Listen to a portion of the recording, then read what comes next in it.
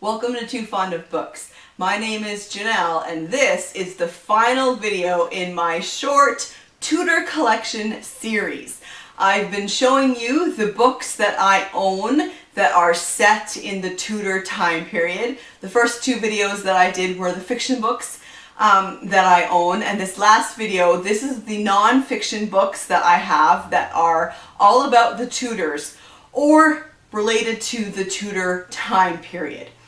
So I've decided to show these to you by order of publications. I'm going to start with the oldest books that I own and move on into the most recent books that I own. So let's just dive right in. Queen Elizabeth I, a biography by J.E. Neale. This is a biography of Queen Elizabeth written in 1934. So I think that is very interesting. This biography was awarded the James Tate Black Memorial Prize in Biography, and it has stood as the classic and authoritative biography of the great queen who gave her name to one of the most significant periods of human accomplishment.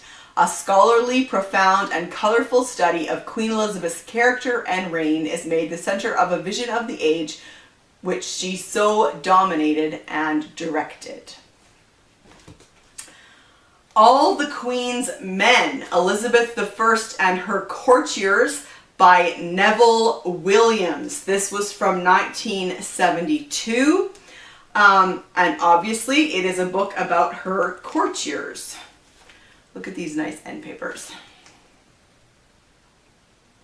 Written with a profound understanding of the Elizabethan scene, All the Queen's Men does more than simply recount the life of the Queen. It looks deeply into the galaxy of personalities and the web of intrigue which made up the court, portraying the various achievements of statesmen like William Cecil, Robert Cecil, and Francis Walsingham, and places in perspective the essential role of the favourite that led to clashes between such strong personalities as Leicester, Hatton, Raleigh, and Essex.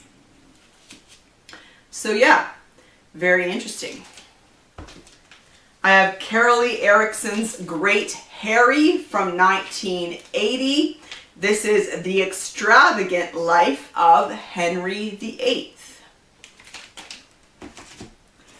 I have another biography of Elizabeth I. This one is from 1991.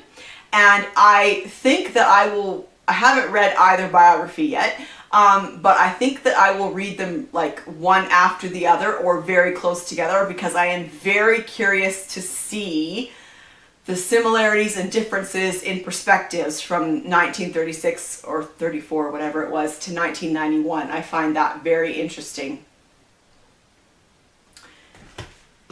Alison Weir, Children of England, The Heirs of King Henry VIII. This was from 1996. Edward, Mary, Elizabeth, and Lady Jane Grey.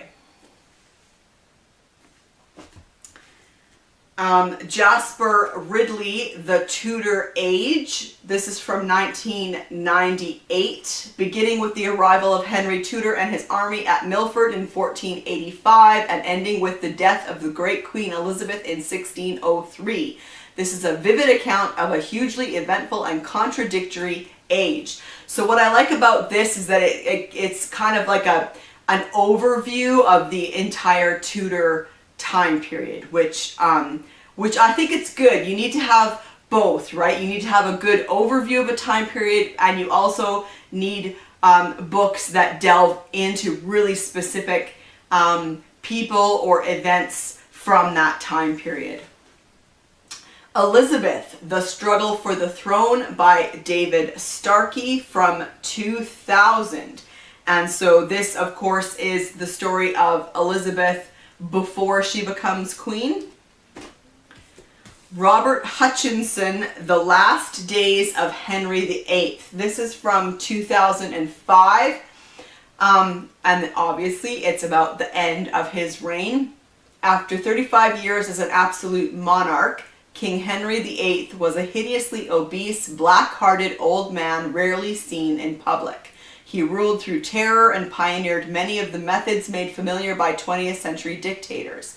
Henry invented the modern show trial and manipulated the rival factions of his court with cynical brilliance. Robert Hutchinson's account of Henry's final years includes many startling revelations.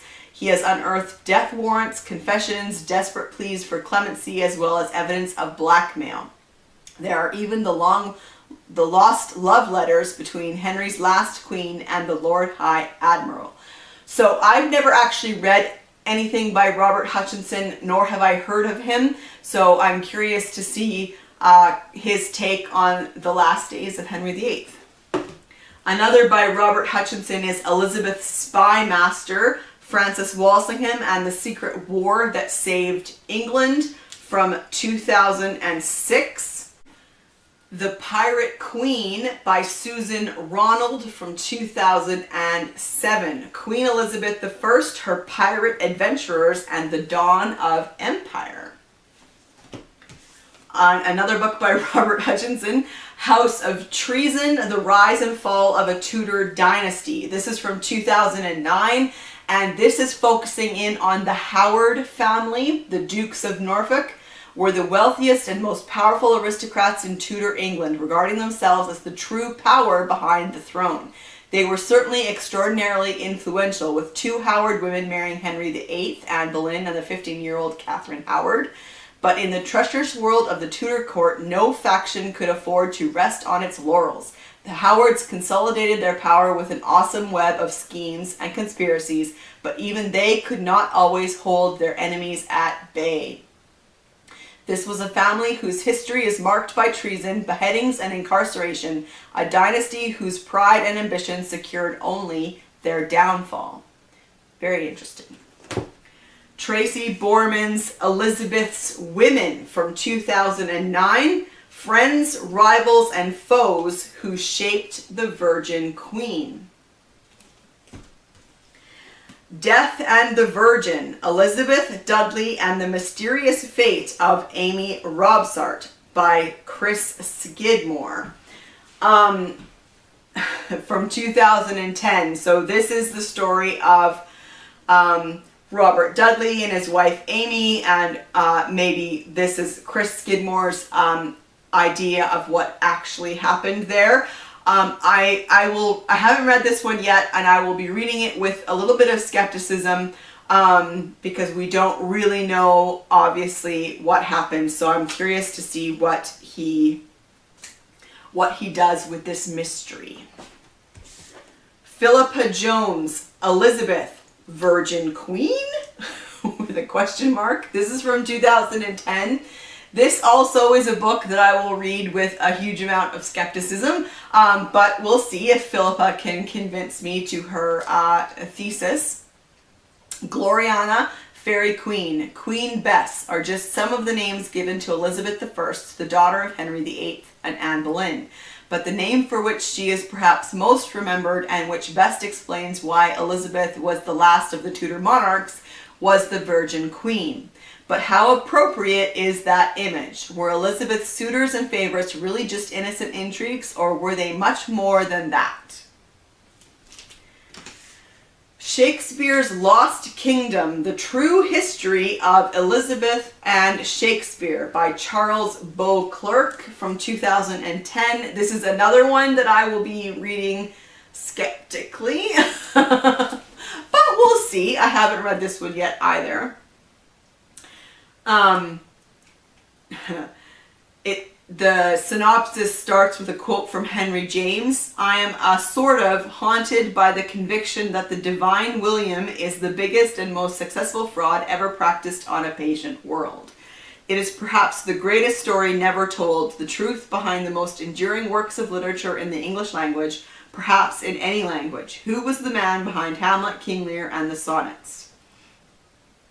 In Shakespeare's Lost Kingdom, critically acclaimed historian Charles Beauclerk pulls off an enchanting feat, humanizing the bard who for centuries has remained beyond our grasp.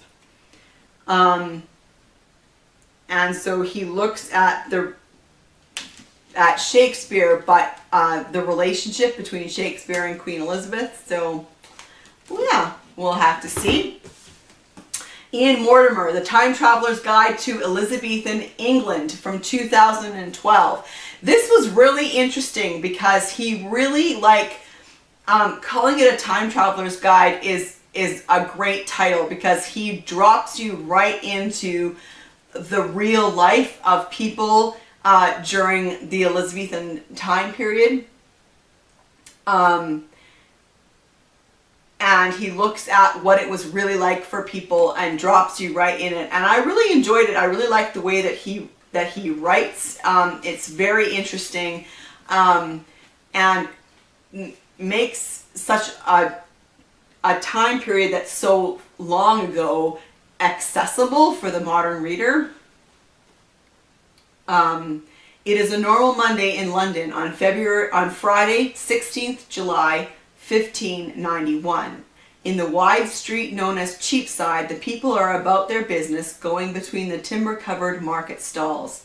Traders are calling out, hoping to attract the attention of merchants' wives. Travelers and gentlemen are walking along the recently repaired pavements of the street, going in and out of the goldsmiths' and moneylenders' shops. That's from the introduction. So yeah, this one was really interesting. And then finally, Peter Ackroyd, Tudors from 2012. The History of England from Henry VIII to Elizabeth I.